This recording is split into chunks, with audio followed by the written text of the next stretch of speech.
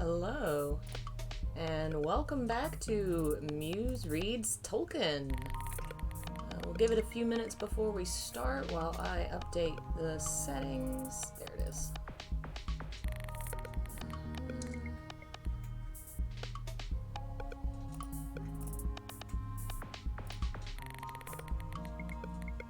Good morning, Destructive Criticism. Thanks for joining us.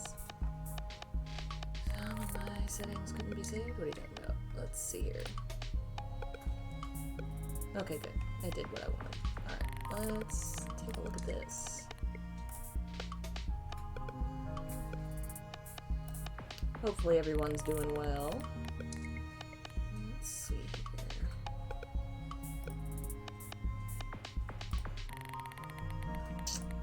Of course.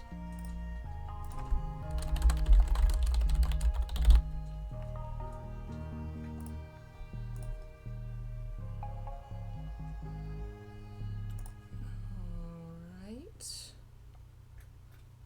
Let's check this. Just fixing a couple things that YouTube messed up, because of course YouTube messed up. We'll get started in a few minutes once folks have popped in. I'm gonna run and refill my water, and then we should be good to go. Hello, Akatsuki, Zul, Nacho, welcome. Be right back. Hey Ben, what are you doing? Alright. Come here. Are you causing chaos? Come on.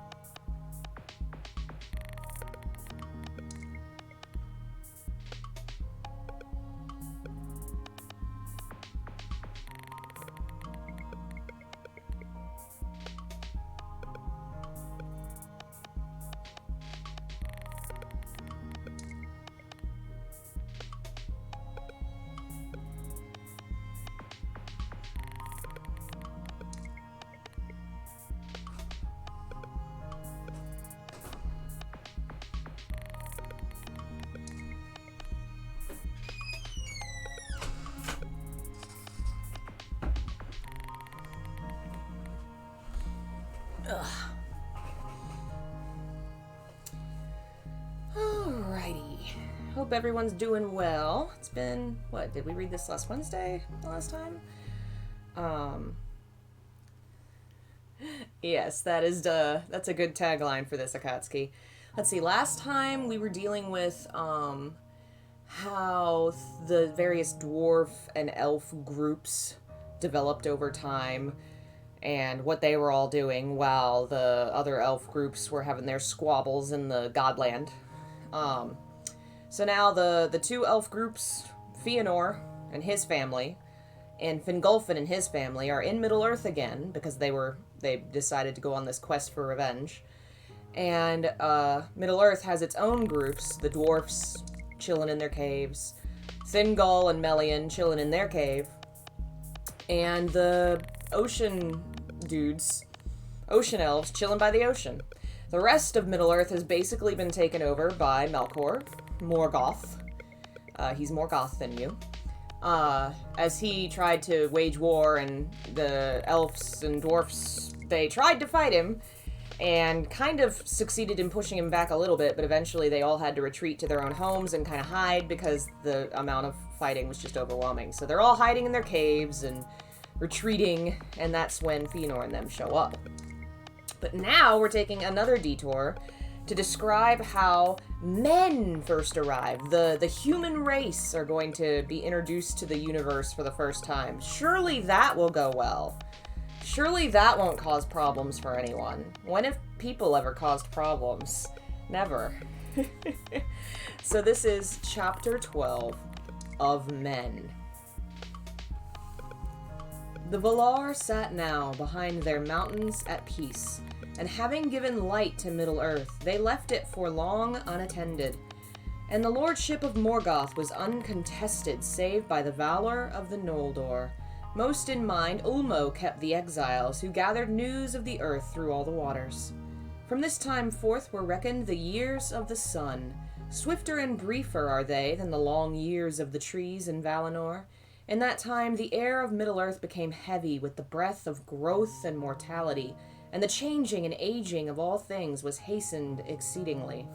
Life teemed upon the soil and in the waters in the second spring of Arda, and the Eldar increased, and beneath the new sun Beleriand grew green and fair. Beleriand being the country we're basically dealing with. It's like above... It's above Middle-earth, I think. I don't know if Middle-earth and Beleriand are the same. They're kind of, like, you think about, like, North America and Canada and the United States and Mexico are all connected and they're part of the same continent, but they're separate, you know, countries. I think that's kind of what Beleriand and Middle-earth are. That's how I always imagine them. Same continent, two separate parts, separated by, like, mountains.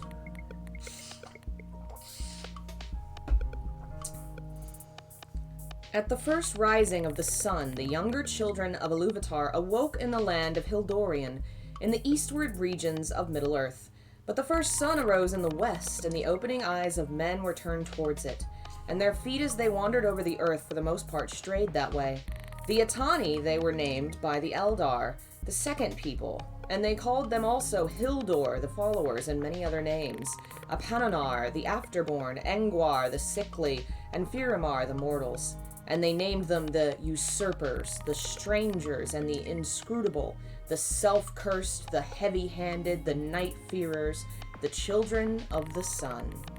Of men little is told in these tales, which concern the eldest days before the waxing of mortals and the waning of the elves, save of those fathers of men, the Atanari. No, Atanatari. The Atanatari, who in the first years of the sun and moon wandered into the north of the world. Till Hildorian there came no Vala to guide men, or to summon them to dwell in Valinor. And men have feared the Valar, rather than loved them, and have not understood the purposes of the powers, being at variance with them, and at strife with the world. So unlike the elves that awoke in this place, and then the gods showed up and said, "Hey, peace, how you doing? Come hang out with us." The men were never greeted by the Valar, and so they still fear them and see them as like very alien creatures. They awoke and traveled, what did he say, northward, westward, from a land called Hildorian? Yes, Hildorian. So from now on, this group of men will probably mostly be called the Hildors, Hildor. They're the first group of men that all other groups will kind of be descendants of. He gave them a whole fuck ton of names. I would just remember Hildor, because I'm pretty sure that's the group name that the first clan of men will use the most. Alright. Ulmo, nonetheless, took thought for them, aiding the counsel and will of Manwë, and his messages came often to them by stream and flood. But they have not skill in such matters, and still less had they in those days before they had mingled with the elves. Therefore they loved the waters, and their hearts were stirred, but they understood not the messages. Yet it is told that ere long they met dark elves in many places, and were befriended by them, and men became the companions and disciples in their childhood of these ancient folk wanderers of the elven race, who never set out upon the paths of Valinor, and knew of the Valar only as a rumor and a distant name. So the elves that the humans first become friends with are the ones that never went to Valinor, the ones that wander the woods and just kind of do their own thing. So they learn how to be human, be alive from these wilderness elves who are wild and free. Kind of starting a theme here of the humans are wild and free and they do what they want, fuck everybody. Fuck everybody else. And of course, well, yeah, he probably imagined them all as white. I don't know that he describes skin tone very much. I feel like in his brain, he probably defaulted always to lighter skin, unless he specified. But in addition, his not specifying kind of allows for interpretation. There's one group I remember him specifying as being dark-skinned, other than, like, orcs. And that's one clan of the Hobbits. What clan? One of the clans of the Hobbits was described as being as brown as the dirt that they worked in. And one of the main Hobbits is a descendant of that clan, if I remember right. I do not remember. We'll get to it at some point in these stories. I don't remember where it was, but that's the one time I remember him describing skin tone as dark that was not an orc. Or a southerner, what's his face. Okay. Morgoth had then not long come back into Middle-earth, and his power went not far abroad, and was moreover checked by the sudden coming of great light. There was little peril in the lands and hills, and there new things, devised long ages before in the thought of Yavanna, and sown as seed in the dark, came at last to their budding and their bloom. West, north, and south the children of men spread and wandered, and their joy was the joy of the morning before the dew is dry, when every leaf is green. But the dawn is brief, and the day full often belies its promise. And now the time drew on the great wars of the powers of the north, when Noldor and Sindar and men strove against the hosts of Morgoth Boglir, and went down in ruin. To this end the cunning lies of Morgoth that he sowed of old, and sowed ever anew among his foes, and the curse that came of the slaying at Aqualonde and the oath of Fëanor were ever at work. Only a part is here told of those deeds of those days, and most is said of the Noldor and the Silmarils, and the mortals that became entangled in their fate. In those days elves and men were of a like stature and strength of body, but the elves had greater wisdom and skill and beauty, and those who had dwelt in Valinor and looked upon the powers as much surpassed the dark elves in these things, as they in turn surpassed the people of mortal race. Only in the realm of Doriath, whose queen Melian was of the kindred of Valar, did the Sindar come near to match the Calaquendi of the Blessed Realm. Haradrim, that's who they were. Thank you, Akatsuki. Those are the southern folks. So basically he's saying humans showed up, and they did their own thing for a little while, but shit's gonna go down soon, and there's gonna be a big old war, and they'll be involved, and it will suck. We haven't actually gotten to all that yet. He's just kind of foreshadowing that shit's coming. Immortal were the elves, and their wisdom waxed from age to age, and no sickness nor pestilence brought death to them. Their bodies indeed were of the stuff of earth and could be destroyed, and in those days they were more like to the bodies of men, since they had not so long been inhabited by the fire of their spirit, which consumes them from within in the courses of time. But men were more frail, more easily slain by weapon or mischance, and less easily healed, subject to sickness and many ills, and they grew old and died. What may befall their spirit after death the elves know not. Some say that they too go to the halls of Mandos, but their place of waiting there is not that of the elves, and Mandos under Iluvatar alone, save Manwë knows, whether they go out after the time of recollection in those silent halls beside the outer sea. None have ever come back from the mansions of the dead, save only Beren, son of Barahir, whose hand had touched a Silmaril, but he never spoke afterward to mortal men. The fate of men after death, maybe, is not in the hands of the Valar, nor was all foretold in the music of the Ainur. So basically, when men died, we don't know where their souls go. In after days, when because of the triumph of Morgoth, elves and men became estranged, as he most wished, those of the elven race that lived still in Middle-earth waned and faded, and men usurped the sunlight. Then the Quendi wandered in the lonely places of the great lands and the isles, and took to the moonlight and the starlight, and to the woods and caves, becoming as shadows and memories, save those who ever and anon set sail into the west and vanished from Middle-earth.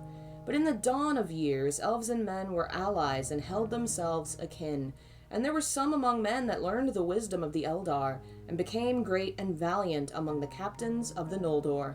And in the glory and beauty of the elves and in their fate, full share had the offspring of elf and mortal, Arendil and Elwing, and Elrond their child. My boy Elrond. So you'll probably recognize his name. He is the elf from the Lord of the Rings. He rules the Rivendell, and he's all cool and stuff. And he's half human. the reason that he has dark brown hair and darker features. I've always imagined the half-human elves as having darker skin. I don't know why. That's always how I saw it. I guess because he describes all the fancy blonde elves as being so fair. So I always imagined the dark hair elves as having darker skin. He doesn't really specify, but anyway, there's a group of elves that are descendants of the kind of mix of human and elf. So they're a little more human. Elrond's one of them. His kids, there's a couple others, but the one that stands out the most is Elrond. And he had a brother who chose to be mortal. Cannot remember his name, but anyway. So now we're going to jump to chapter 13, where we're going to jump back to discussing the Noldor, the group of elves that fucked up a lot and decided to leave for Middle-earth to try and get revenge because their king was murdered, their treasures were stolen, Fëanor's pissed. This is how they come to Middle-earth. Chapter 13 of The Return of the Noldor. It has been told that Fëanor and his sons came first of the exiles to Middle-earth, and landed in the wastes of Lemoth, the Great Echo, upon the outer shores of the Firth of Drengist. And even as the Noldor set foot upon the strand, their cries were taken up into the hills and multiplied, so that a clamor as of countless mighty voices filled all the coasts of the north. And the noise of the burning of the ships at Losgar went down the winds of the sea, as a tumult of great wrath, and far away all who heard that sound were filled with wonder. Now the flames of that burning were seen not only by Fingolfin, whom Fëanor had deserted in Araman, but also by the orcs and the watchers of Morgoth. No tale has told what Morgoth thought in his heart at the tidings that Fëanor, his bitterest foe, had brought a host out of the west. It may be that he feared him little, for he had as yet no proof of the swords of the Noldor, and soon it was seen that he proposed to drive them back into the sea. Under the cold stars, before the rising of the moon, and the host of Fëanor went up the long Firth of Drengist, that pierced the echoing hills of Ered Loman, and passed thus from the shore into the great land of Hithlum. And they came at length to the long lake of Mithram, and upon its northern shore made their encampment in the region that bore the same name. But the host of Morgoth, aroused by the tumult of Lameth and the light of the burning at Losgar, came through the passes of Ered Wethrin, the mountains of shadow, and assailed Fëanor on a sudden, before his camp was full wrought in defense. Okay, so those are lots of place names. Lots and lots of place names. It might be good to have a map of Beleriand up if you'd like. Basically, they landed, they traveled to a lake, and they started building a camp, and Morgoth said, no, no, no, and he came down out of the mountains and decided to attack them. There on the grey fields of Mithram was fought the second battle in the wars of Beleriand, Dagor Nuin Gileath. It is named the Battle Under Stars, for the moon had not yet risen, and it is renowned in song. The Noldor, outnumbered and taken unawares, were yet swiftly victorious, for the light of Aman was not yet dimmed in their eyes, and they were strong and swift, and deadly in anger, and their swords were long and terrible. The orcs fled before them, and they were driven forth from Mithram with great slaughter, and hunted over the mountains of shadow into the great plains of Ardgalan, that lay northward of Dorthonion. There the armies of Morgoth that had passed south into the Vale of Sirion and beleaguered Círdan in the havens of the Phalis came up to their aid and were caught in their ruin. For Celegorm, Fëanor's son, having news of them, waylaid them with a part of the elven host, and coming down upon them out of the hills near Ethel Cinrion, drove them into the fen of Serech. This is all just describing battles and where they happened and where the troops were moved. Like, these troops were south and they came up and they went. So don't let the very many place names confuse you. This is just how the pieces moved on the map. Evil indeeds were the tidings that came at last to Angband, and Morgoth was dismayed. 10 days that battle lasted, and from it returned of all the hosts that he had prepared for the conquest of Beleriand, no more than a handful of leaves. Yet cause he had for great joy, though it was hidden from him for a while. For Fëanor, in his wrath against the enemy, would not halt, but pressed on behind the remnants of the orcs, thinking so to come at Morgoth himself. and he laughed aloud as he wielded his sword, rejoicing that he had dared the wrath of the Valar and the evils of the road, that he might see the hour of his vengeance. Nothing did he know of Angband, or the great strength of defense that Morgoth had so swiftly prepared. But even had he known, it would not have deterred him, for he was fey, consumed by the flame of his own wrath. Thus it was that he drew far ahead of the van of his host, and seeing this, the servants of Morgoth turned to bay, and there issued from Angband Balrogs to aid them. There upon the confines of Dor Daedaloth, the land of Morgoth, Fëanor was surrounded with few friends around him. Long he fought on and undismayed, though he was wrapped in fire and wounded with many wounds. But at the last he was smitten to the ground by Gothmog, lord of Balrogs, whom Ecthelion after slew in Gondolin. There he would have perished, had not his sons in that moment come up with force to his aid, and the Balrogs left him and departed to Angband. Then his sons raised up their father, and bore him back towards Mithrim. But as they drew over to Ethel-Sirion, and were upon the upward path to the pass over the mountains, Fëanor bade them halt, for his wounds were mortal, and he knew that his hour was come. And looking out from the slopes of Eredwethin with his last sight, he beheld far off the peaks of Thangorodrim, mightiest of the towers of Middle-earth, and knew with the foreknowledge of death that no power of the Noldor would ever overthrow them. But he cursed the name of Morgoth thrice, and laid it upon his sons to hold to their oath and to avenge their father. Then he died, but he had neither burial nor tomb, for so fiery was his spirit, that as it sped his body fell to ash, and was borne away like smoke. And his likeness has never again appeared in Arda, neither has his spirit left the halls of Mandos. Thus ended the mightiest of the Noldor, of whose deeds came both their great renown and their most grievous woe. So he was so angry and so determined to have vengeance that he tried basically to assault the fortress by himself. Did not succeed. He just barely managed to not be killed on the battlefield because his sons finally came up and were able to save him, but his wounds were so grievous he knew that he was not going to live. He also realized, looking out upon the mountains that protected the fortress and the forces they'd fought, that there was no way they would ever win. And yet, he forced his sons to swear they would keep trying, even though he saw they would never win. The guy was so obsessed, so angry, he condemned his sons to death, basically. I mean, you know. But anyway, so they have sworn for a second time on their father's deathbed that they will carry out his vengeance. And I think it's going to go well, don't you? Hey, Marlon and Phil, and welcome, Kiriel. I hope I said your name right. Thanks for joining us.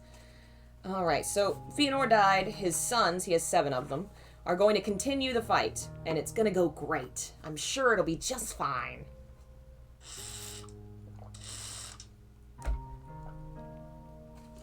Now in Mithrim there dwelt grey elves, folk of Beleriand that had wandered north over the mountains, and the Noldor met them with gladness, as kinsfolk long sundered.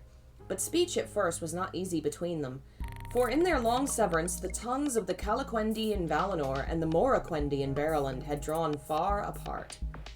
From the elves of Mithrim the Noldor learned of the power of Elu Thingol, king in Doriath, and the girdle of enchantment that fenced this realm.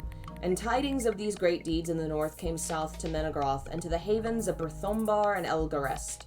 Then all the elves of Beleriand were filled with wonder and with hope at the coming of their mighty kindred, who thus returned unlooked for from the west in their very hour of need, believing indeed at first that they came as emissaries of the Valar to deliver them.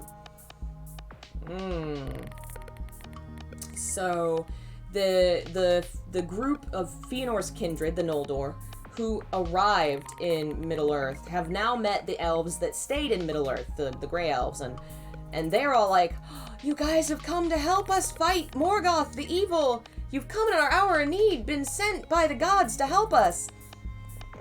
Not really what happened. The gods don't care about you, because that's them. And they have now, I guess, the 2 groups have been introduced, and we'll see how that goes. Hello, Dexy. Thanks for joining us.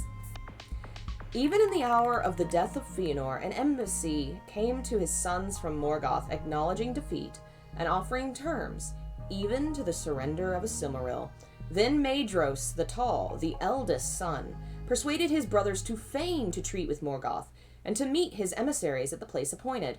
But the Noldor had as little thought of faith as had he. Wherefore each embassy came with greater force than was agreed. But Morgoth sent the more, and there were Balrogs. I love that sentence. And there were Balrogs! Just the implication. He doesn't have to say mighty monsters came to fight them. He just says, and there they were.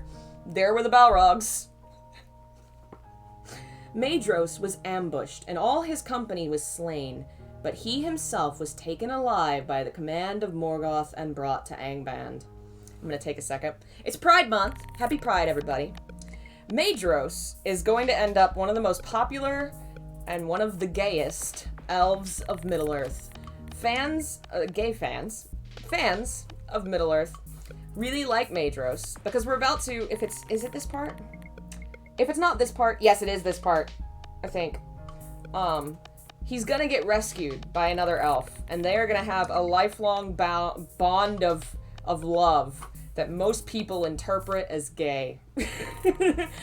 Now again, obviously, all these elves are technically related distantly, so it's kind of but, like, your mileage may vary, because even the elves that get married are related, because they're all descendant from the same guy, you know? So they're all, like, distant second cousins. Most people just kind of hand-wave it away, because none of them are actually raised as family.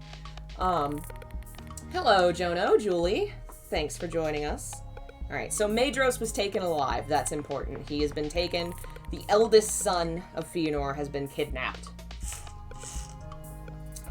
Then the brothers of Maedhros drew back and fortified a great camp in Hithlum, but Morgoth held Maedhros as hostage and sent word he would not release him unless the Noldor would forsake their war, returning into the west, or else departing far from Beleriand into the south of the world. But the sons of Fëanor knew that Morgoth would betray them, and would not release Maedhros, whatsoever they might do. And they were constrained also by their oath, and might not for any cause forsake the war against the enemy. Therefore Morgoth took Maedhros and hung him from the face of a precipice upon Thangorodrim, and he was caught to the rock by the wrist of his right hand with a band of steel.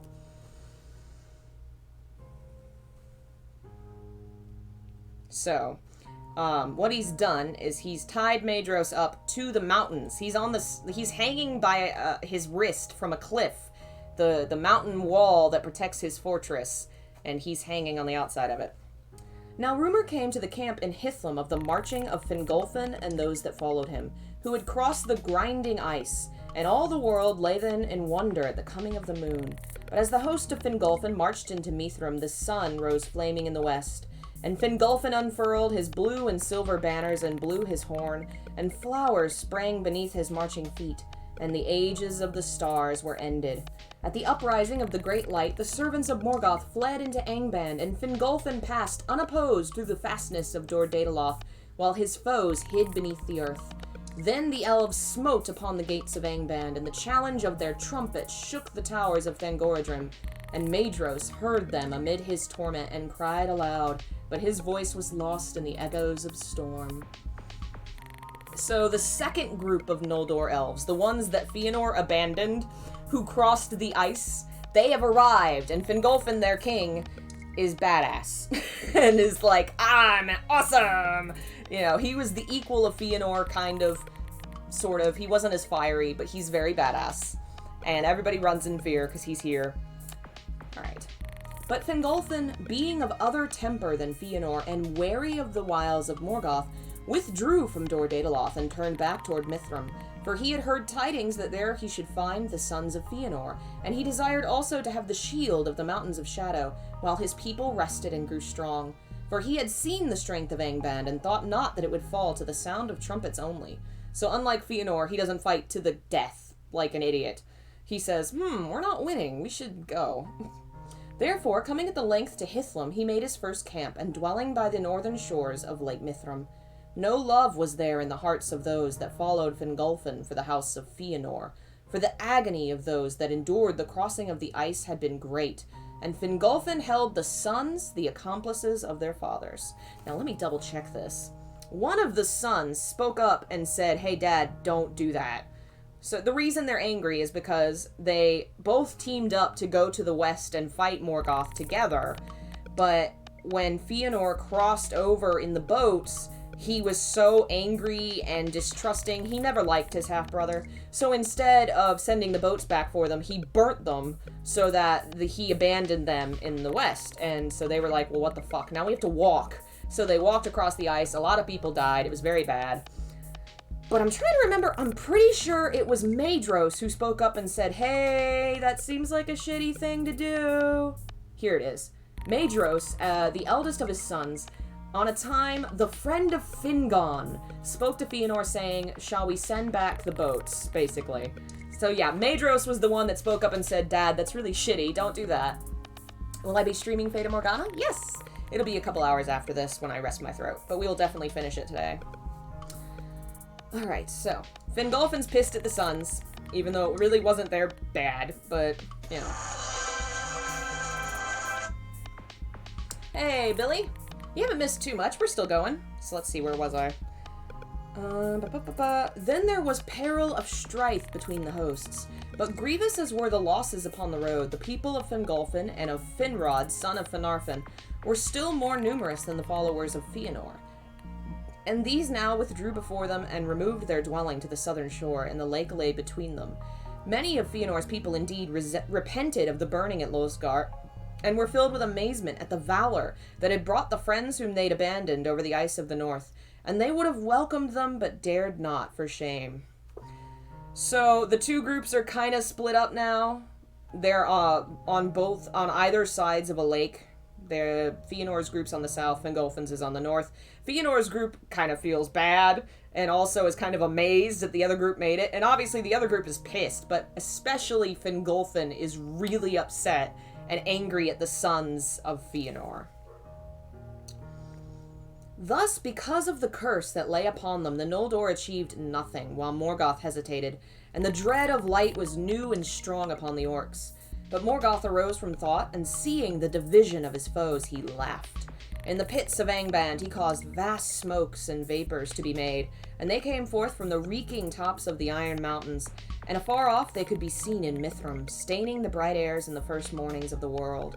A wind came out of the east, and bore them over Hithlum, darkening the new sun, and they fell and coiled about the fields and hollows, and lay upon the waters of Mithram, drear and poisonous.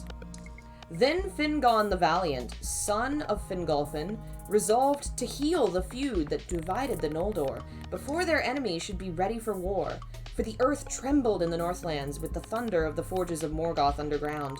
Long before, in the bliss of Valinor, before Melkor was unchained or lies came between them, Fingon had been close in friendship with Maedhros, and though he knew not yet that Maedhros had not forgotten him at the burning of the ships, the thought of their ancient friendship stung his heart. Therefore he dared a deed which is justly renowned among the feats of the princes of Noldor.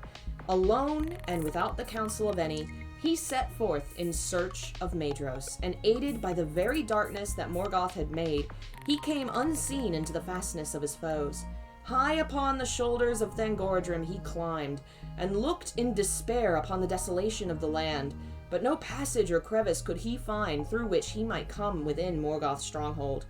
Then, in defiance of the orcs, who cowered still in the dark vaults beneath the earth, he took his harp and sang a song of Valinor that the Noldor made of old, before strife was born among the sons of Finwë, and his voice rang in the mournful hollows that had never before heard aught save cries of fear and woe. Thus Fingon found what he sought, for suddenly above him, far and faint, his song was taken up, and a voice answering called to him. Maedhros it was that sang amid his torment.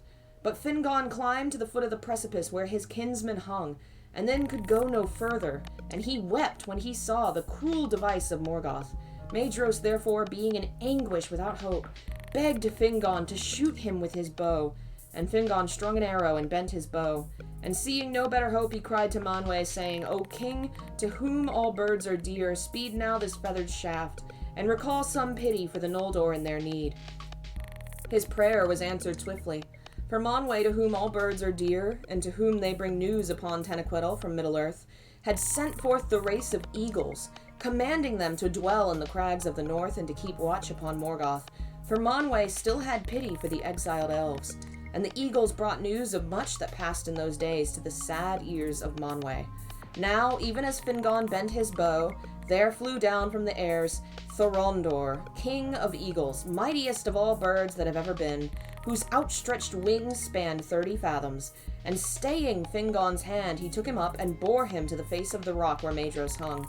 But Fingon could not release the hell-wrought bond upon his wrist, nor sever it, nor draw it from the stone. Again, therefore, in his pain, Maedhros begged that he would slay him, but Fingon cut off his hand above the wrist, and Thorondor bore them back to Mithrin.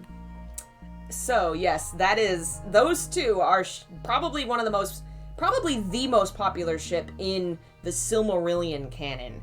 Everybody pairs those two together, because why wouldn't, they're reunited by the song? He climbed a mountain to save him, he was gonna kill him because Maedhros begs to be set free from his torment, and Fingon is so desperate to save him, he cries out to God, please, give me an answer, and Tolkien sends his answer, Deus ex birds. His favorite answer to any problem, birds! Whenever you have something you can't solve, send the birds! And so the eagle shows up and flies him up to where Maedhros is, and he still can't set him free from the cursed iron. And so Maedhros says, just kill me, just end my suffering. And instead he cuts his hand off, because that's where the thing he was hanging from his wrist. So he's managed to save Maedhros and take him down on the bird, on the Thorondor, and down to the place. And remember, these are the sons of the two separate kings who are rivals. So they literally have a Romeo and Juliet thing going on here, where Fingon left by himself to save Maedhros because, he loved him so much, even though he knew that they were basically enemies at this point, and his dad hates Maedhros. It's great. You could find so much work, so many works of fiction on these two that are really fantastic. So yeah, saved by birds.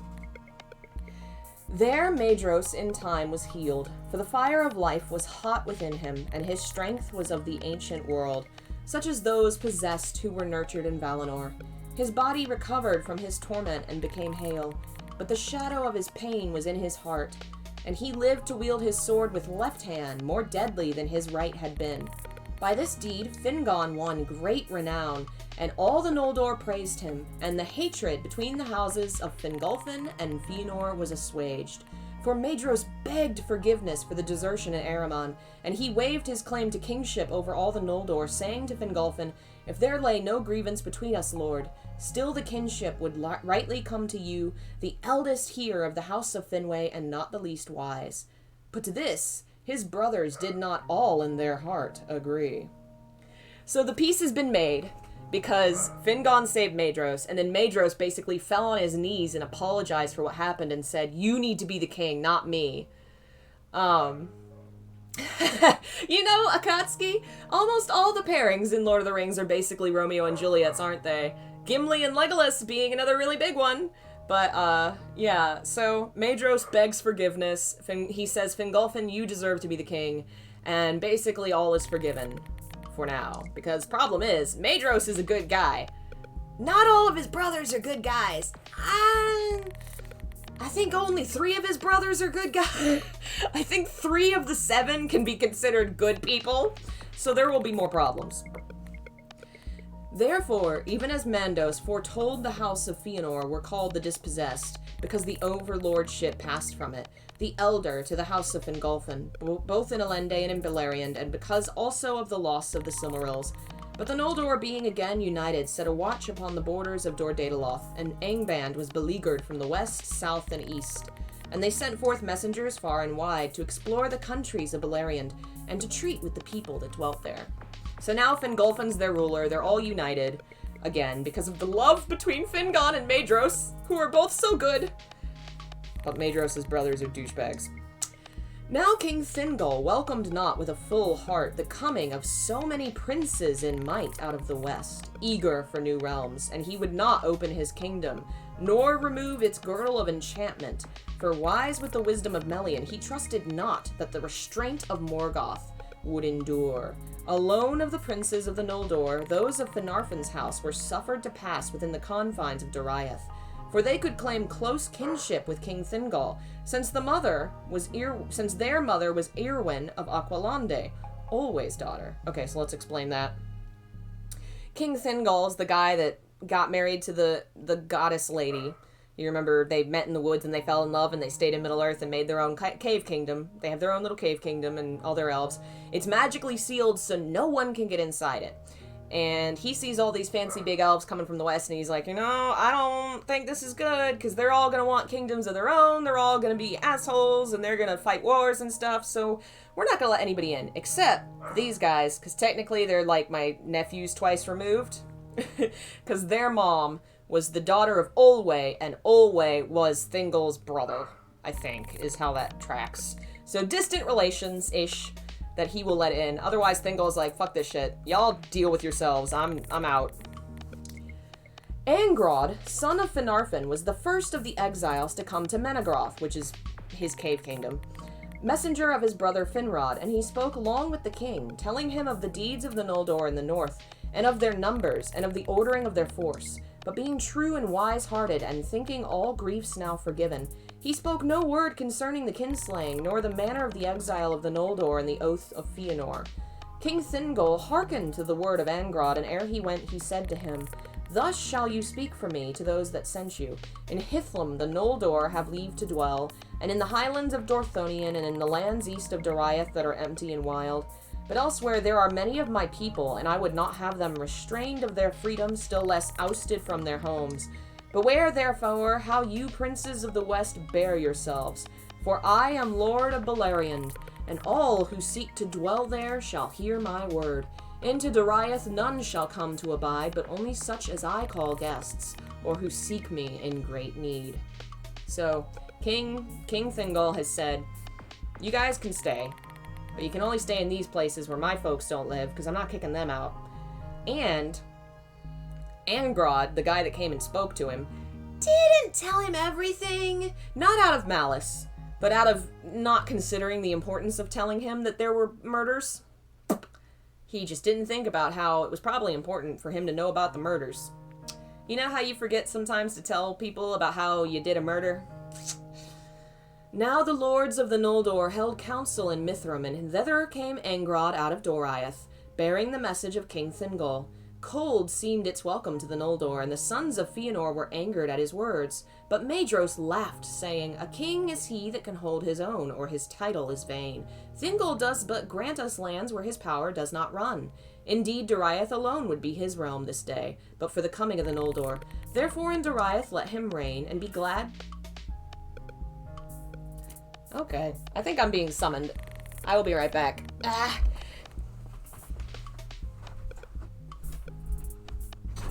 Hello?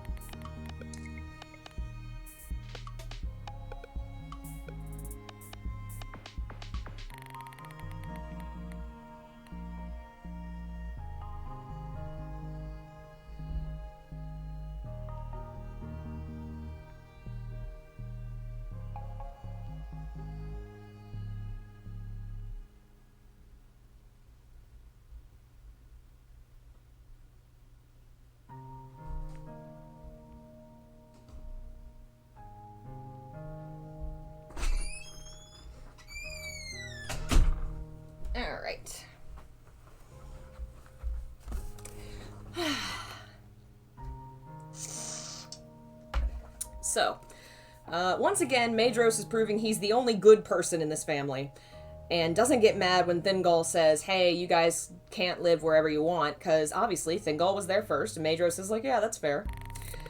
But Caranthir, one of his brothers, who loved not the sons of Finarfin and was the harshest of the brothers and most quick to anger, cried aloud, yea, more, let not the sons of Finarfin run hither and thither with their tales to this dark elf in his caves.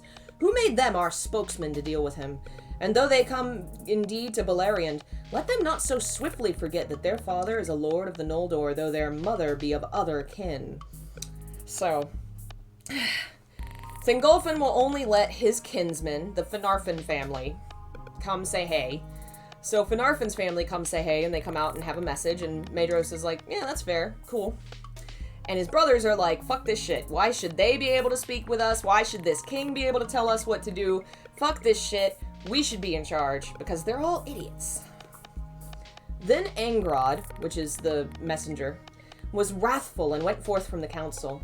Maedhros indeed rebuked Caranthir, but the greater part of the Noldor of both followings, hearing his words, were troubled in heart, fearing the fell spirits of the sons of Fëanor that it seemed would ever be like to burst forth in rash word or violence.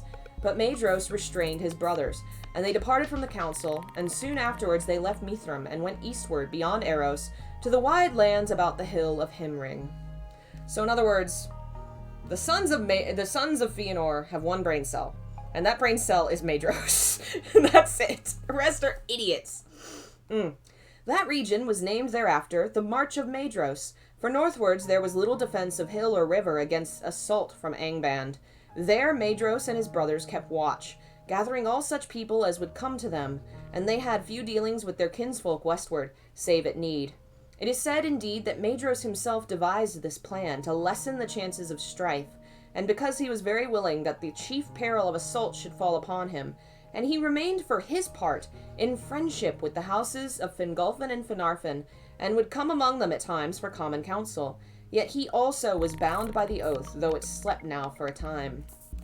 What he's done is he took his family, his troublemakers, his idiots, and they left the main camp of the elves to go forward to where there's a pass that connects Morgoth's land to where they are, and they are now camping at the pass, basically the first line of defense, because Maedhros feels it's their responsibility as Fëanor's family to not endanger others if they can, and because also his family keeps causing problems, so he says, let's head out of here. But he's still friends with everybody, personally. His brothers, not so much, but he's still friends with the others.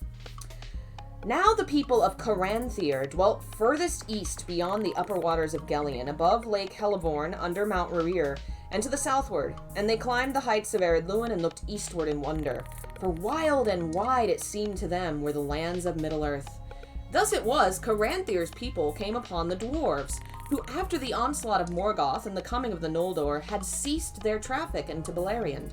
But though either people loved skill and were eager to learn, no great love was there between them, for the dwarves were secret and quick to resentment, and Caranthir was haughty and scarce concealed his scorn for the unloveliness of the Nalgrim, and his people followed their lord. Nevertheless, since both peoples feared and hated Morgoth, they made alliance, and had of it great profit, for the Nalgrim learned many secrets of crafts in those days, so that the smiths and mansions of the Nogrod and Belagost became renowned among their kin, and when the dwarves began again to journey into Beleriand, all the traffic of the dwarf mines passed first through the hands of Caranthir, and thus great riches came to him. So the asshole brother, Caranthir, who's like a douchebag, he sets up his little family clan. Each of the 7 brothers basically has their own little family clan. He sets up his group close to where the dwarves are, and they kind of make an alliance, even though it's not very friendly, because he's a douchebag. But because of it, he becomes very rich and powerful.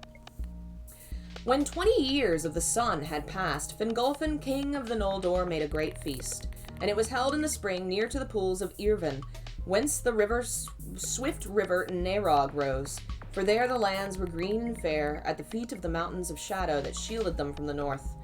The joy of that feast was long remembered in later days of sorrow, and it was called Merith Ederthad, the feast of reuniting.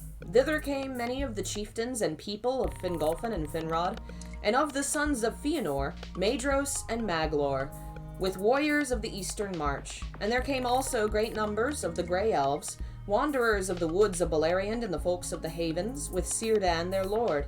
There even came green elves from Assyrian, the land of seven rivers, far off under the walls of the Blue Mountains.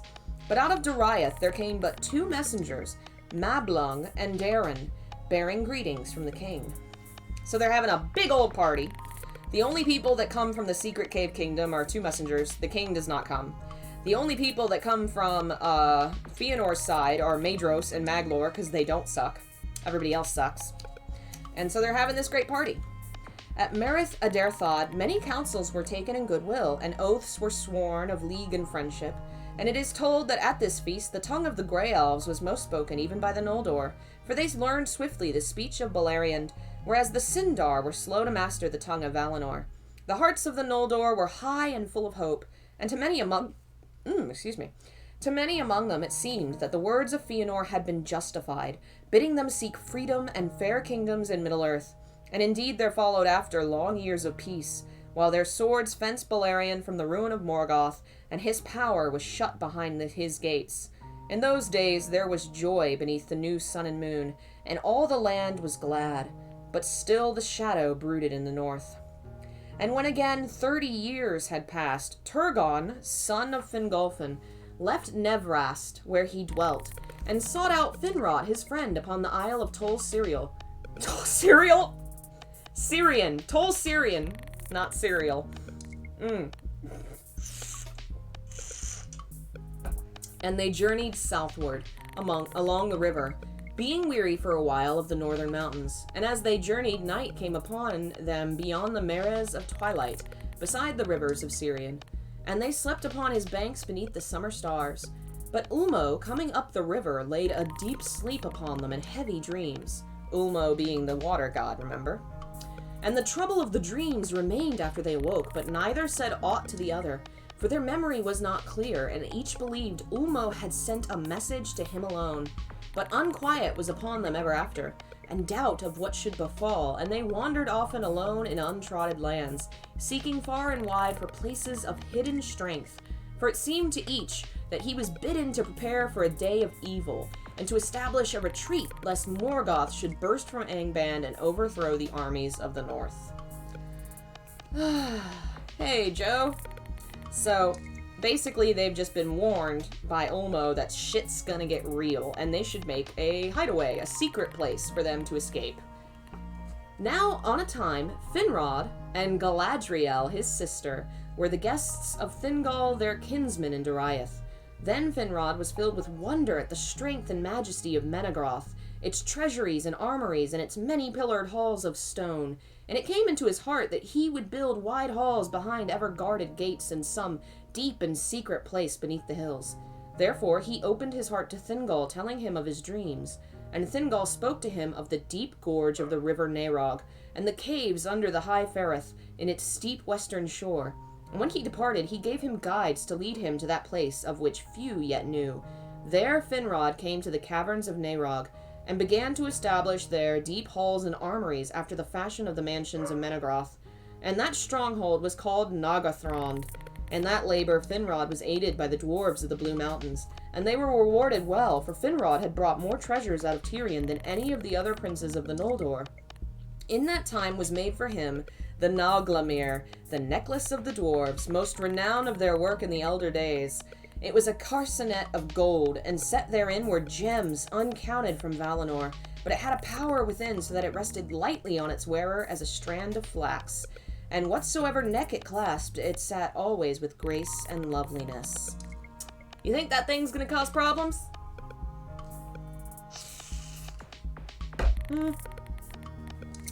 There in Nagathrond, Finrod made his home with many of his people, and he was named in the tongue of the dwarves Felagund, hewer of caves, and that name he bore thereafter to his end.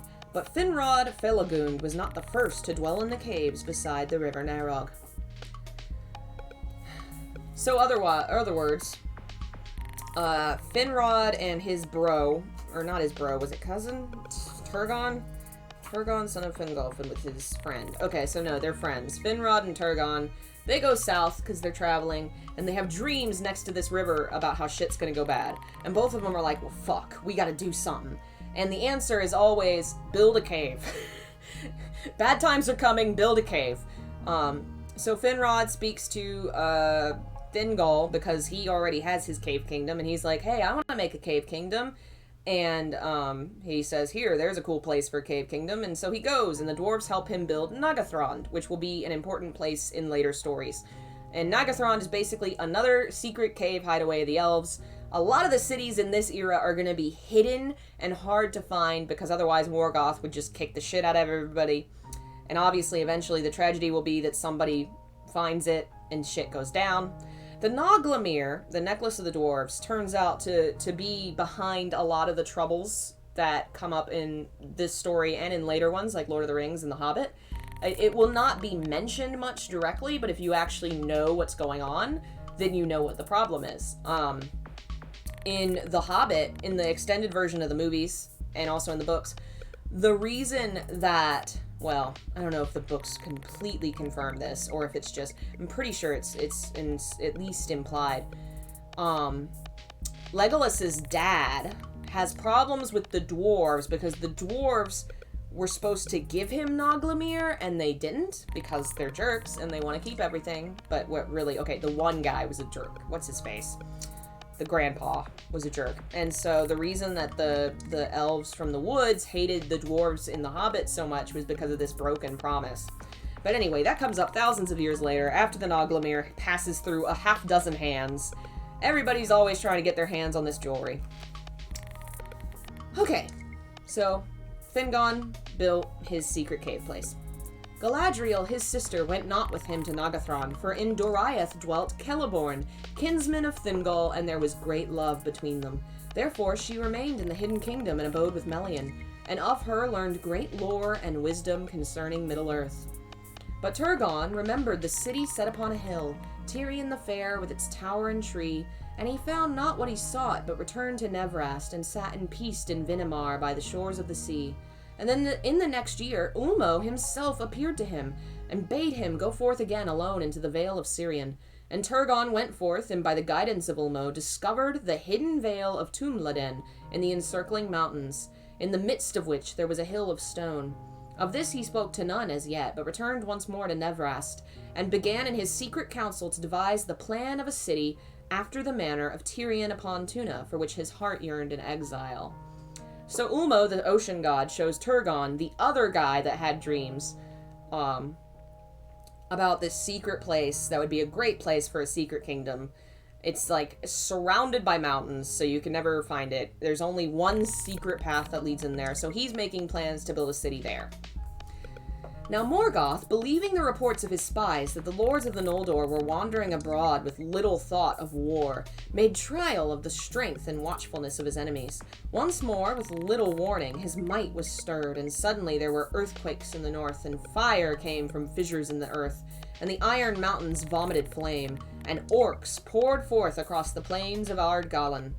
Thence they thrust down the path of Sirion in the west, and in the east they burst through the lands of Maglar, in the gap between the hills of Maedhros and the outliers of the Blue Mountains. But Fingolfin and Maedhros were not sleeping, and while others sought out the scattered band of orcs that strayed in Beleriand and did great evil, they came upon the main host from either side as it was assaulting Dorthonion. And they defeated the servants of Morgoth, and pursuing them across Ardgalan, destroyed them utterly to the least and last, within sight of Angband's gates. That was the third great battle of the wars of Beleriand, and it was named Dagor Aglareb, the Glorious Battle. A victory it was, and yet a warning, and the princes took heed of it, and thereafter drew closer their leaguer, and strengthened and ordered their watch, setting the siege of Angband, which lasted well nigh 400 years of the sun. For a long time after Dagor Aglareb, no servant of Morgoth would venture from his gates, for they feared the lords of the Noldor. And Fingolfin boasted that save by treason among themselves, Morgoth could never again burst from the leaguer of the Eldar, nor come upon them at unawares. Yet the Noldor could not capture Angband, nor could they regain the Silmarils, and war never wholly ceased in all that time of the siege, for Morgoth devised new evils, and ever and anon he would make trial of his enemies. Nor could the stronghold of Morgoth be ever wholly encircled, for the Iron Mountains, from whose great curving wall the towers of Thangorodrim were thrusted forward, defended it upon either side, and were impassable to the Noldor because of their snow and ice. Thus in his rear and to the north Morgoth had no foes, and by that way his spies at times went out and came by devious routes into Beleriand, and desiring above all to sow fear and disunion among the elves, he commanded the orcs to take alive any of them that they could and bring them bound to Angband, and some he so daunted by the terror of his eyes that they needed chains no more, but walked ever in fear of him, doing his will wherever they might be. Thus Morgoth learned much of all that had befallen since the rebellion of Fëanor, and he rejoiced, seeing therein the seed of many dissensions among his foes. So, Melkor tries to take him by surprise, and they manage to throw him off, and they surround the front of his fortress and basically build a wall, sort of like a camp, an encampment. And, they, are like, fuck you, we're gonna hang out here, and you're never gonna take us by surprise again. Unfortunately, they can't circle around the entire mountain, and so his spies are still able to go out and find out things, and he is learning secrets that he's going to use to turn them against each other. When nearly 100 years had run since the Dagor Algareb, Morgoth endeavored to take Fingolfin at unawares, for he knew of the vigilance of Maedhros. And he sent forth an army into the White North, and they turned west and again south, and came down the coasts to the Firth of Drengist, and by the route that Fingolfin followed from the grinding ice. Thus they would enter into the realm of Hithlum from the west, but they were espied in time, and Fingon fell upon them among the hills at the head of the firth, and most of the orcs were driven into the sea. This was not reckoned among the great battles, for the orcs... For the orcs were not in great number, and only a part of the people of Hithlum fought there. But thereafter there was peace for many years, and no open assault from Angband, for Morgoth perceived now that the orcs unaided were no match for the Noldor, and he sought in his heart for new counsel. Ooh, it's fun that Akatsuki mentioned dragons! Again, after 100 years, Glaurung, first of the Uruk-loki, the fire drakes of the north, issued from Angband's gates by night. He was yet young and scarce half grown, for long and slow is the life of the dragons. But the elves fled before him to Eredwethin and Dorthonion in dismay, and he defiled the fields of Ardgalan. Then Fingon, prince of Hithlum, rode against him with archers on horseback, and hemmed him round with a ring of swift riders. And Glaurung could not endure their darts, being not yet come to his full armory, and he fled back to Angband, and came not forth again for many years. Fingon won great praise, and the Noldor rejoiced, for few saw the full meaning and threat of this new thing. But Morgoth was ill-pleased that Glaurung had disclosed himself over soon, and after his defeat there was the long peace of well-nigh 200 years. In all that time there were but affrays on the marches, and all Beleriand prospered and grew rich. Behind the guard of their armies in the north, the Noldor built their dwellings and their towers, and many fair things they made in those days, and poems and histories and books of lore. In many parts of the land, the Noldor and the Sindar became welded into one people and spoke the same tongue, though this difference remained between them, that the Noldor had the greater power of mind and body, were the mightier warriors and sages, and they built with stone, loved the hill slopes and open lands. But the Sindar had the fairer voices and were more skilled in music, save only Maglor, son of Fëanor, and they loved the woods and the riversides, and some of the grey elves still wandered far and wide without settling abode, and they sang as they went. So, he realized that the orcs were not enough, that he was not winning just by throwing orcs at the elves. So he takes 100 years to make a dragon. The dragon is still a baby, so it does not win, but he has dragons now, which is not going to bode well for anyone, that he now has dragons, and there will be dragons in future wars. The elves really have not realized how bad this is going to be for them when he has an army of full-grown dragons, but they will, eventually. They will realize how horrible that's going to be. We're going to quit there, since I do have to do a good bit of reading later tonight when we go back to Fata Morgana. We've done a lot of fun stuff today. We finally got Maedhros and Fingon together, which is delightful, and they've started building more of their fancy cave kingdoms, which will be important later. So we're getting into the meat of it. Thanks for joining me. We'll be back Wednesday and continue reading then. Fata Morgana will probably be at about 3, maybe 4, depending, because I have quite a bit I need to get done today, but I'll keep y'all posted and hope to see you then. Bye.